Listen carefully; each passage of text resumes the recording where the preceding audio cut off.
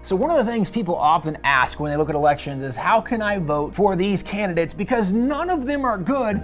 It's like I'm just voting for the lesser of two evils. And the answer to that is actually very simple.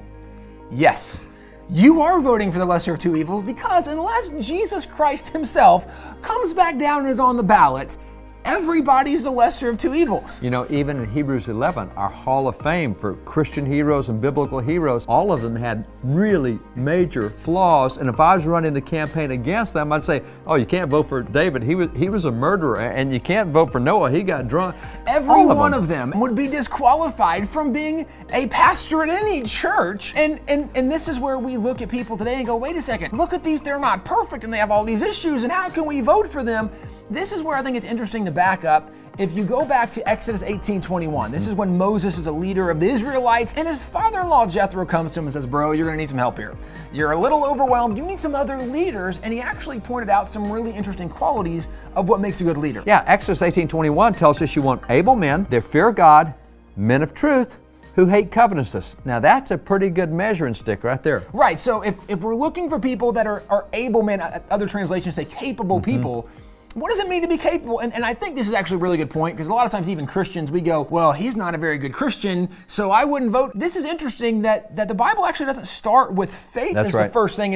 It's how competent are they? Because even if you love Jesus, if you're not competent, I don't want you to be my leader. As a matter of fact, you'll give Christians a bad name if you're incompetent at your job, even if you got a good heart. If you can't do the job, if you're not qualified to do it, that's a bad deal. So we want someone that's qualified, but then Jethro does say, and you need someone that fears God. And I think this is worth pointing out when it comes to especially electing officials. If they don't believe there's a God, then they're going to fall into the trap that government is God. And our rights don't come from a creator, they come from government. And all of a sudden, that leader is going to be in favor of the socialism and the communism, and the dictatorship, all the things we don't want in America.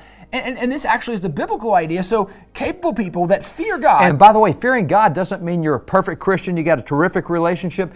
Fearing God just means you have a fear of God. It could be like a Ben Franklin who did terrific things in government with integrity and honor. He was God-fearing. Not a Christian. Not a Christian, but he believed he would account to God for what he did. And just being God-conscious makes such a difference. And so that's really what you're looking for, is someone who's God-conscious, not secular conscious. And the next thing on the list was people who are men of truth. Oh, that means you have a standard for what's right and wrong? Right. So my. In the era of fake news, right, or subjective ideology, subjective morality, this postmodernistic culture where truth is subjective, having someone who says, no, there is truth.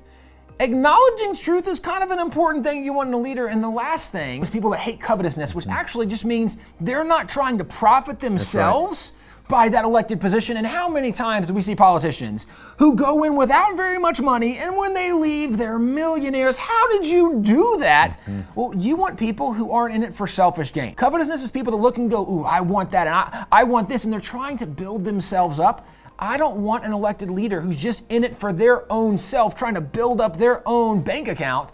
No, I want someone who's going to be honest and who's going to look and say what's better for everybody else. That's right. So it really is a pretty good standard that Jethro gave to Moses from Exodus 18:21. And that standard of, again, competent people who fear God, who love truth, recognize there is right and wrong and there is truth, and who hate covetousness.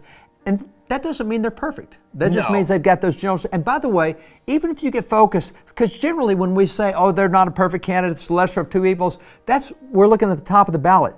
Don't forget that even if you don't like what's up top, most ballots generally have 15 to 20 other candidates on them.